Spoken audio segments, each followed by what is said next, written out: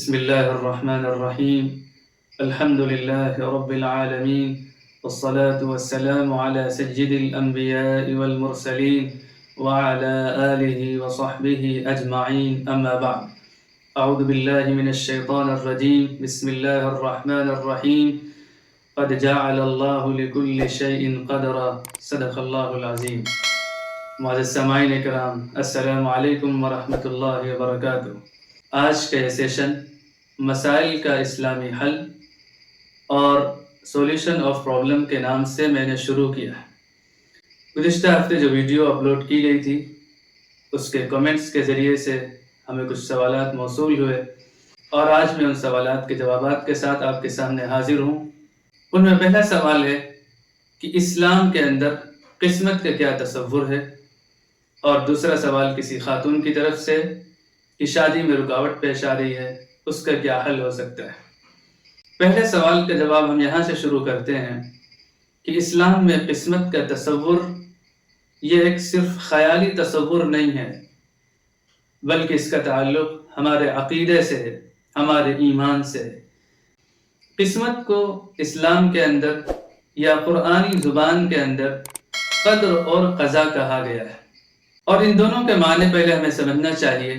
قدر کے معنی ہوتے ہیں کسی چیز کا اندازہ کرنا، اور قضا کے معنی ہوتے ہیں فیصلہ کرنا.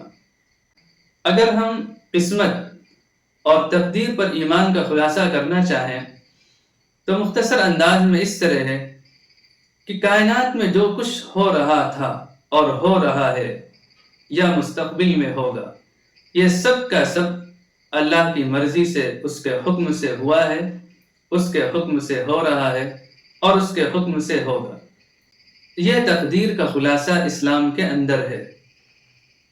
گویا دنیا کے اندر کسی کی زندگی، کسی کی موت، کسی کی مالداری، کسی کی فقیری، کسی کی مصیبت، کسی کی راحت، تمام چیزیں اللہ کے فیصلے سے ہوتی ہیں.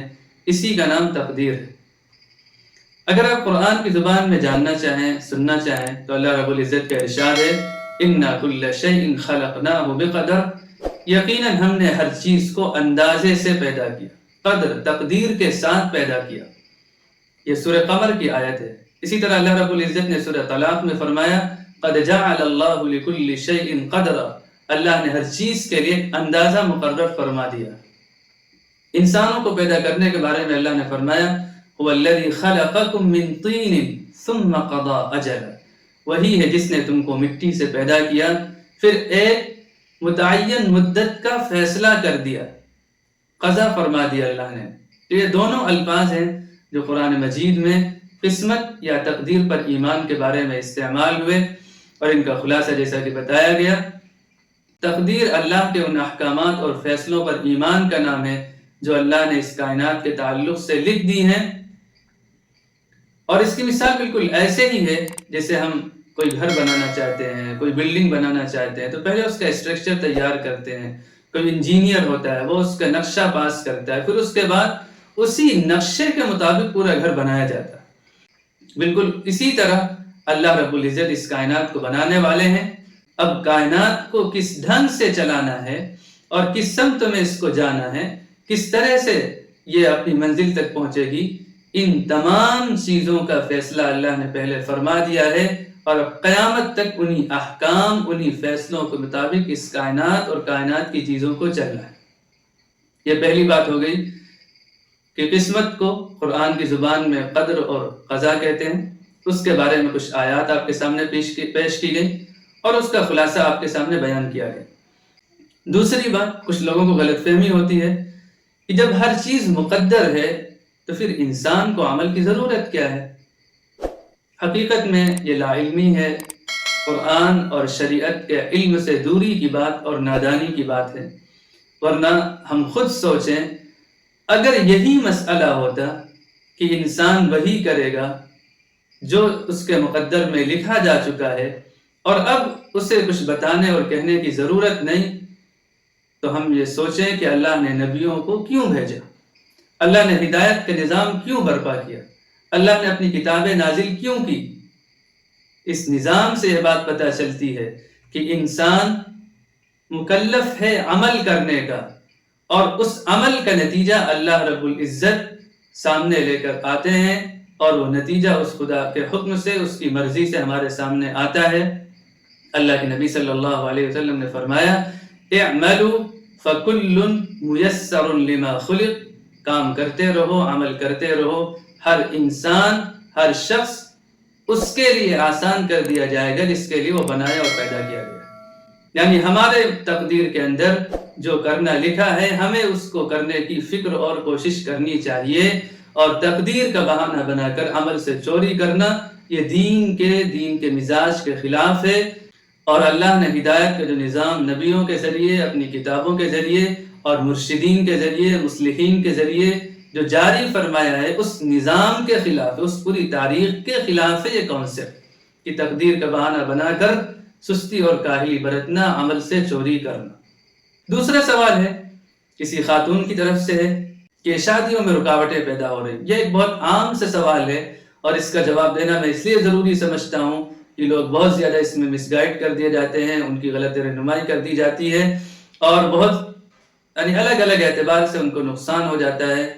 تو اس لیے پہلی بات، رشتوں کے تعلق سے، شادی کے تعلق سے ہمیں یہ سمجھنا چاہیے کہ یہ جو غلط تصورات ہیں، شیطانی خیالات ہیں، لوگوں کے اندر پھیلی ہوئی افواہیں ہیں کہ کسی نے بندش کرا دی ہے، کسی نے اثر کرا دیا ہے، کسی نے کوئی عمل کرا دیا ہے، سب سے پہلے ان خیالات کو اپنے ذہن سے ہم نکال لیں۔ سب سے پہلے اپنے دل کو اس طرح کی افواہوں سے پاک کر لیں، اور ان کو کوئی بھی اہمیت دینے کے لیے ہم تیار نہ ہوں۔ سب سے پہلی بنیاد۔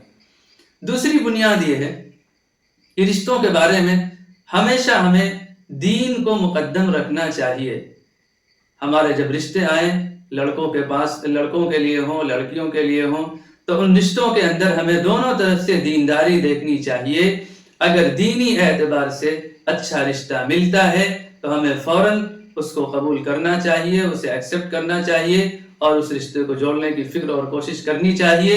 صرف دنیاوی بہانے بنا کر اور دنیا کو دیکھتے ہوئے دینی رشتے کو ٹھکرا دینا، پھر اس سے انسان کو محرومی ہوتی ہے، اور پھر اس کے رشتے میں رکاوٹیں پیدا ہوتی ہیں۔ اور اس میں خاص کر ان پیرنٹس کی بڑی ذمہ داری ہوتی ہے جن کو اللہ نے اولاد دی ہیں، چاہے وہ لڑکوں کی شکل میں ہوں یا لڑکیوں کی شکل میں ہوں، کہ جب بھی ان کے بہتر جوڑے مل جائیں تو پھر بلا وجہ کے بہانے اور عذر تلاش کر کے رشتوں کو ڈیلے اور مؤخر نہ کریں، بلکہ فوراً ان کا رشتہ جوڑنے کی فکر اور کوشش کریں۔ اور تیسری بات یہ ہے کہ قرآن مجید کی ایک آیت ہے جو موسیٰ علیہ السلام نے، جس کے ذریعے سے اللہ سے دعا فرمائی تھی اور اللہ نے ان کی مدد فرمائی تھی، ان کی شادی بھی ہوئی تھی۔ اس موقع سے علماء اس دعا کو پڑھنے کی طرف بھی رہنمائی کرتے ہیں۔ وہ دعا یہ ہے رب انی لما انزلت الی من خیر فقیر۔ تو اس دعا کا بھی اہتمام کریں۔ تو یہ کچھ سوالات تھے جن کے جوابات آپ کے سامنے پیش کیے گئے۔ امید ہے آپ ان کو سنیں گے، ان سے فائدہ اٹھائیں گے۔ آپ ہمارے اس ویڈیو کو، اس سیشن کو دوسروں تک پہنچائیے، اور اگر آپ کا اس طرح کا کوئی بھی سوال ہو، کوئی کنفیوژن ہو، کوئی ڈاؤٹس ہو، آپ ضرور کمنٹ باکس کے ذریعے ہم تک پہنچائیے۔ انشاءاللہ نیکسٹ سیٹرڈے، آنے والے ہفتے کو، آپ کے سوالات کے جوابات کے ساتھ ہم حاضر ہوں گے۔ والسلام علیکم ورحمۃ اللہ وبرکاتہ۔